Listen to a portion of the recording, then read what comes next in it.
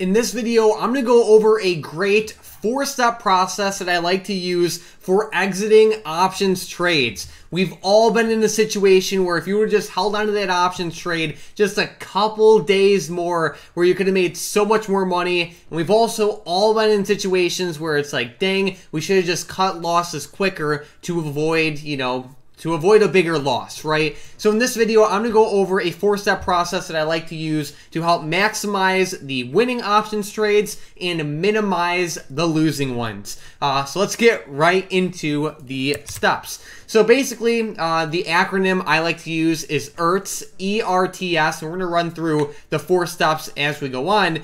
And the first and most important thing to understand is that when you're trading options, it is completely different than when you're trading the stock, right?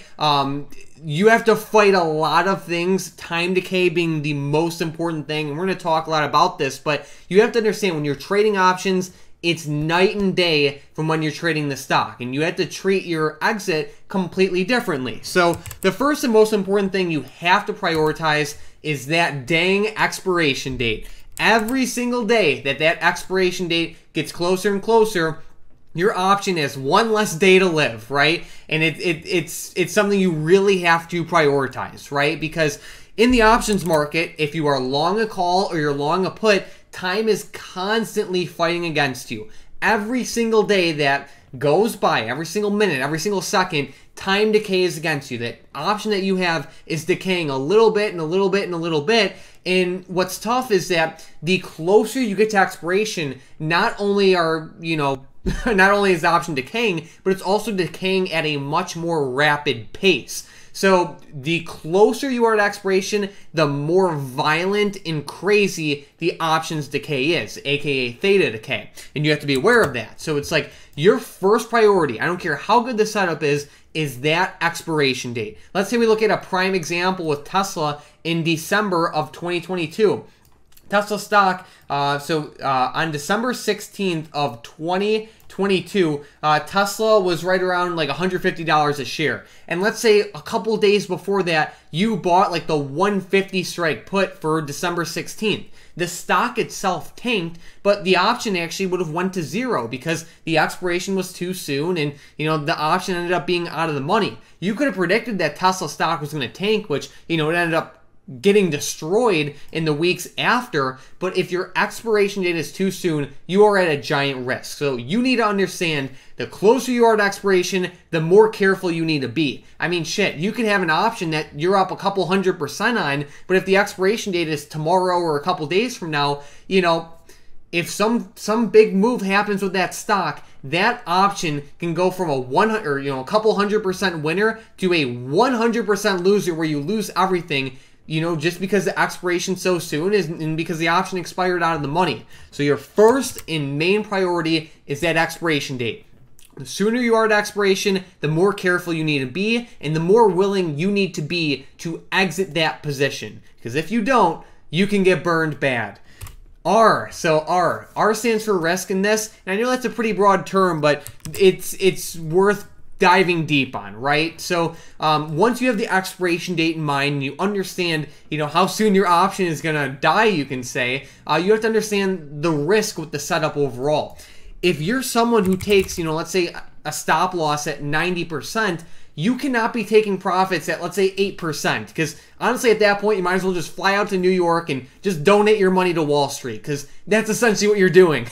So what you need to understand is, like, if you're going to take losses, stop losses at, let's say, 90%, you cannot have an 8%. You can't just be picking up, pennies in front of a steamroller. Like, you have to also have big wins. So it's like, if you're going to take losses at 90%, you have to take profits somewhere around 90%, maybe over 100%, maybe like around 80%. And while there's no magic formula or number that is like the golden rule for taking stop losses and profit targets at, what's worth noting is that it is definitely important to, before you even think about how much money you can make, think about how much money you can lose, right? So it's like, if you're thinking of everything in terms of risk, you will be more like, I guess you could say, on top of your, I guess your risk will be more defined, obviously, and it'll just be better over the long term. So think about how much you can lose before you think about how much you can make. So it's like, if you know you're going to take a stop loss at 30%, that should give you like a general idea that you should take profits somewhere around 30%. If you have a really, really high win rate, you can get away with taking losses maybe 35% or something like that. And let's say, you know you're going to take profits at 30%, and let's say you have a really low win rate, then you might need to take losses maybe at like 25% or something like that. But generally speaking, and this doesn't apply for everything, but generally speaking, where you take losses at, you should also take profits at on the other side. So if you take losses at 50%, you should think about taking profits around 50%. Like I said, this is a general rule of thumb, but the main reason I'm bringing this up is because even if you have everything else under control, if you're taking losses at 90% and profits at 8%, you have a problem. Like, not like that, but like it's something that you need to be on top of if you want to survive over the long term, right? So definitely keep that in mind. Step T, we can say, step T, we have trend. So trend is also a pretty broad term here, but I'm going to go deeper into what I mean by it. So it's very, very important to keep the overall market sentiment and environment in mind. So for example, let's say we go to SPY and let's say we look at, I don't know, maybe you could say like the July uptrend, right? That was an awesome uptrend, right? And at the time, SPY was bouncing off of a giant support level, off this lower support line, and it was also coming off of a very significant sell-off, right? So by telling us that, there's a decent chance of just seeing a recovery, just given how bad and harsh the sell-off was over the past couple weeks and months. And given that we're bouncing off of a support line, it's not unreasonable to assume if we do have a pop-up, it will most likely be a somewhat significant rise, right?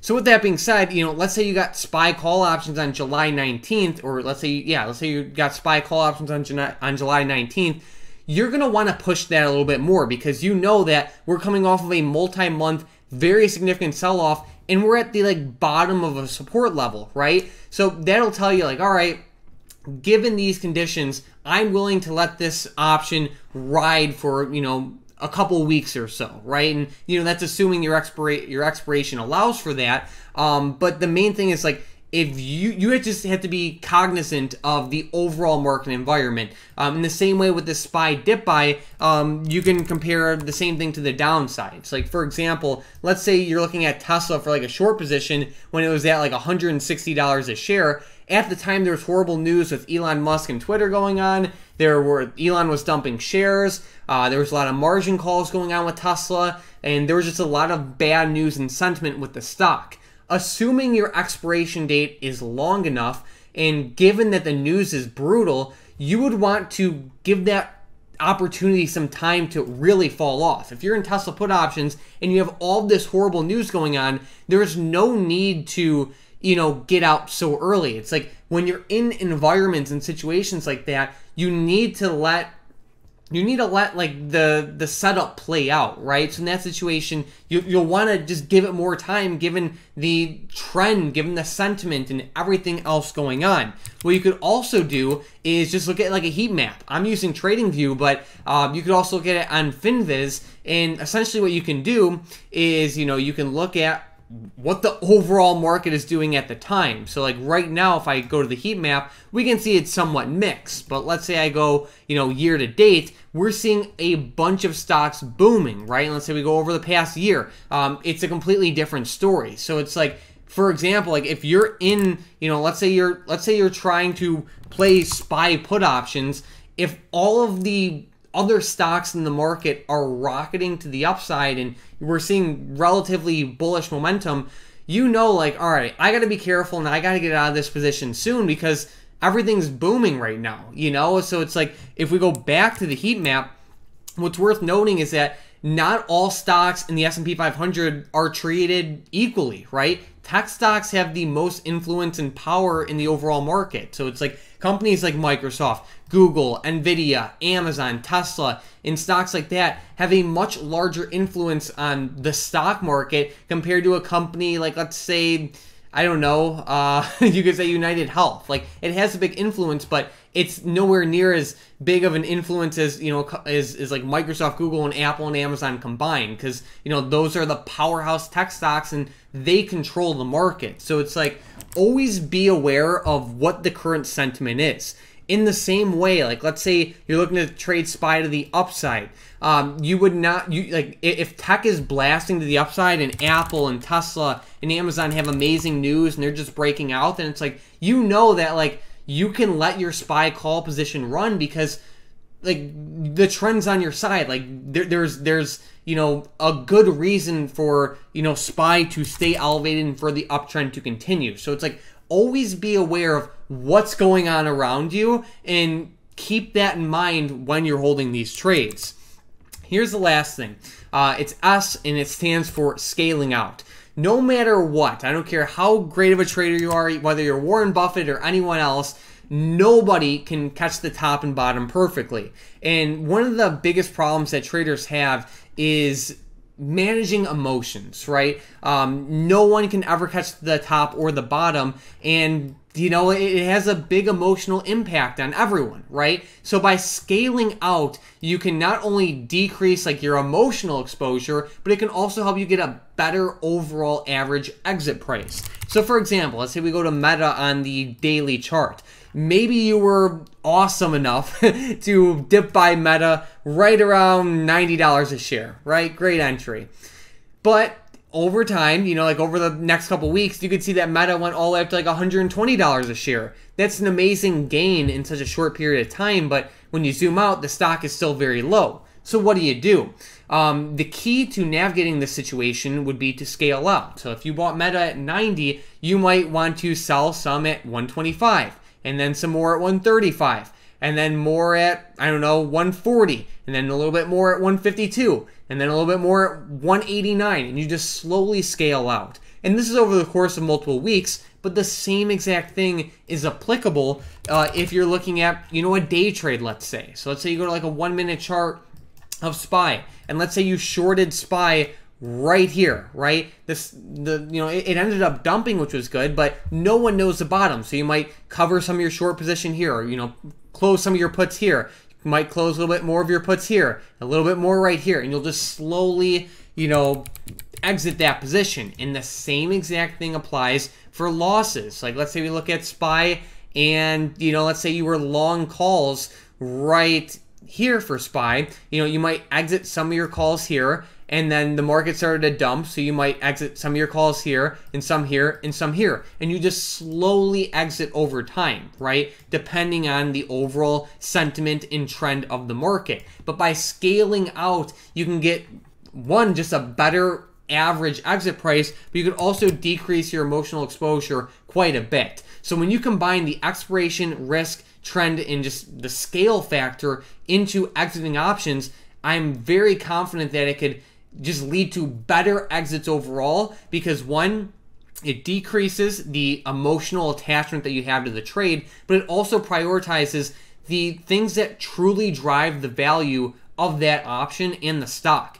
Like, for example, if the trend can be amazing, like we gave with Tesla earlier in the video, but if your expiration's tomorrow, you're shit out of luck. It's as simple as that. So it's like, you always have to, you know, obviously keep Earths in mind, you can say, but prioritize expiration more than anything else. And then after that, prioritize the risk you have. And after that, the trend, and then scale out. But when you combine all these, I think it makes for a much better exit process overall. And a lot of traders just kind of guess on their exit strategy. And while that sucks, the good news is that there's a lot that can be improved upon, right? And the main thing I want to emphasize is prioritize that expiration more than anything else, because no matter how good the setup is or how good the market is, if your expiration's soon, you need to prioritize that more than anything else. And over time, you might lean more towards options that, expire in a couple weeks or months to give your plays more room to play out, if that makes sense. So I know a lot of people love trading these zero data expiration options, but as you go through this ERTS process, you can say, that might help you be more inclined to buying more time, which is never a bad thing. So I hope you guys learned something from this video. I think this is going to help a lot of people. If you did, make sure to subscribe. I post brand new videos all the time. Besides that, thank you guys so much for watching, and have an amazing day.